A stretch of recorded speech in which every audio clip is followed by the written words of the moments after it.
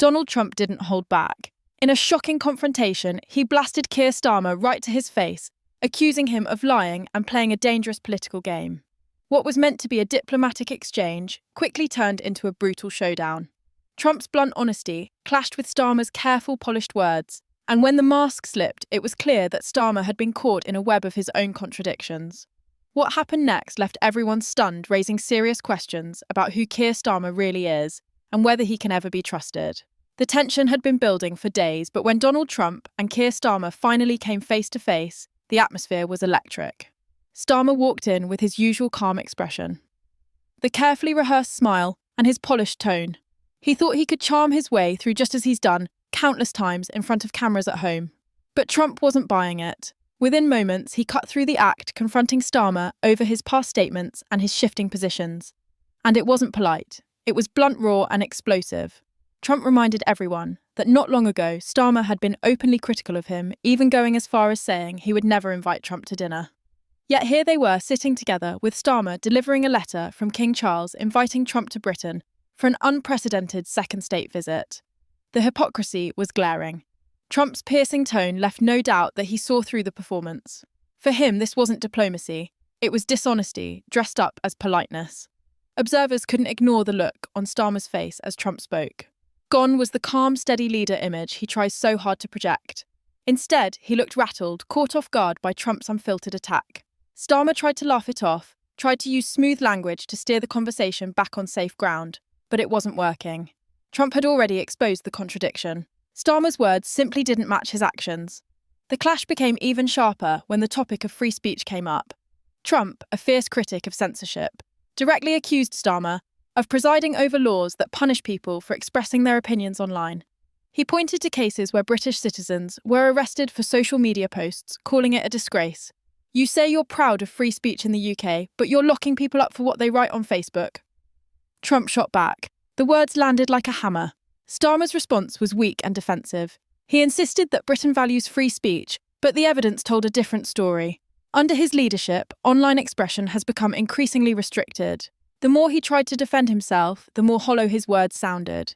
To Trump, this wasn't just bad policy. It was a blatant lie told straight to his face. The contrast couldn't have been clearer. Trump was unapologetic and direct, while Starmer fumbled hiding behind carefully crafted phrases. Reactions to this fiery encounter spread quickly.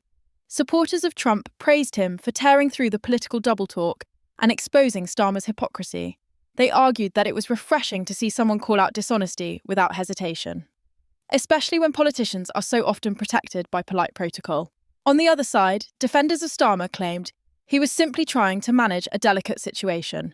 But the damage was done. The headlines focused on Trump's accusations, not Starmer's excuses. And this wasn't the first time Starmer had been caught in such contradictions. Just a few years ago, he dismissed Winston Churchill's legacy, calling for a more critical view of Britain's colonial past. Yet during the press conference with Trump, he praised Churchill as one of the nation's greatest leaders. The sudden change in tone was obvious, and Trump was quick to highlight it. To him, this was another example of Starmer bending his principles to suit the moment. It wasn't leadership, it was opportunism. The irony was impossible to miss. In his attempt to look strong on the world stage, Starmer ended up looking weak and inconsistent. Every word he spoke seemed to be carefully calculated, but Trump's sharp responses exposed the cracks. The supposed statesman was reduced to a politician scrambling to defend himself. It was a moment that revealed not just Starmer's strategy, but his vulnerability. For Trump, the message was simple: honesty matters. And in his eyes, Starmer had failed the test. By lying, by twisting his past words, by presenting himself as something he clearly wasn't, Starmer had damaged his credibility. The audience watching knew it too. This wasn't just about two leaders having a disagreement. This was about character, truth, and trust. And Trump made sure everyone saw the difference. The confrontation left a lasting impression. Starmer might have thought he could walk away unscathed, but the reality was very different. As the exchange dragged on, it became clear that Trump wasn't just reacting in the moment. He had come prepared. Every time Starmer tried to dodge, Trump pressed harder. When Starmer insisted that Britain was a defender of liberty, Trump immediately threw his own words back at him, pointing out past interviews and statements that directly contradicted what he was saying now. You told people one thing then, and now you're saying the exact opposite, Trump thundered. That's not leadership, that's lying. The accusation hung in the air like a thundercloud. Starmer's rehearsed lines suddenly felt hollow, like a stage performance that had lost its script. He leaned on polite phrases, tried to keep his tone measured, but the damage was done.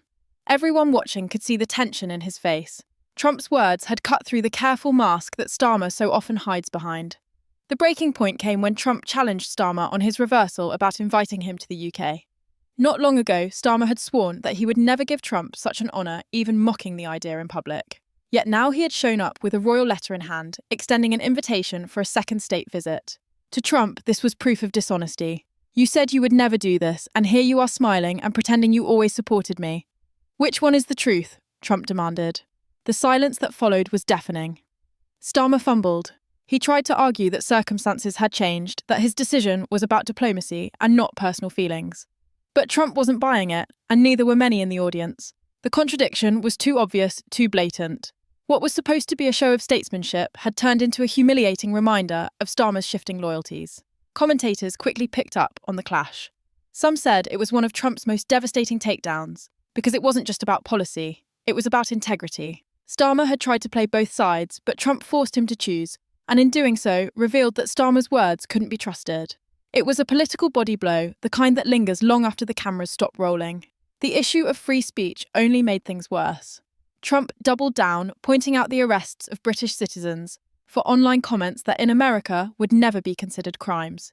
He accused Starmer of lying about protecting liberty, saying, "You can't say you're proud of free speech while you're throwing people in jail for Facebook posts." The line struck deep. It wasn't just a criticism. It was a direct accusation that Starmer was deceiving both his own people and the world. Starmer's response was clumsy. He repeated the same lines about responsibility and safety, but they sounded weak in the face of Trump's blunt attack. The contrast couldn't have been more obvious. One man speaking without filters, the other hiding behind political spin. Even those who disagreed with Trump found it hard to deny that he had exposed Starmer's double talk. The ripple effect of the confrontation spread quickly.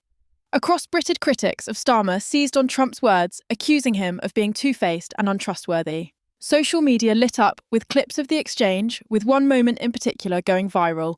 Trump looking him straight in the eye and saying, "You lied to my face." It was a line that cut through all the noise and became the headline that defined the meeting. For Trump, it was a victory. He had managed to flip the spotlight, turning what could have been a routine diplomatic encounter into a stage where he exposed his opponent. For Starmer, it was a nightmare. Instead of showing himself as a strong leader on the world stage, he came across as evasive, inconsistent, and weak. The fallout was brutal. Commentators pointed out that this wasn't just about a single meeting. It was about Starmer's entire style of leadership. He presents himself as careful, reasonable, and consistent, but time and again he changes his message depending on the audience. When challenged, he struggles to defend himself, relying on the same safe lines that no longer convince anyone. Trump had not only exposed this pattern, he had branded it in a way the public wouldn't forget, and the consequences could be lasting. In politics, once the idea takes hold that a leader is dishonest, it's almost impossible to shake off. Starmer now faces the risk of being seen not as a steady hand, but as a man who bends and twists whenever it suits him. That perception could haunt him in the next election, undermining his chances of presenting himself as a trustworthy alternative. Trump, on the other hand, left the encounter strengthened. His supporters celebrated the moment as proof that he remains fearless and sharp willing to call out hypocrisy, no matter who is standing in front of him. The more direct and unapologetic he was, the weaker Starmer looked.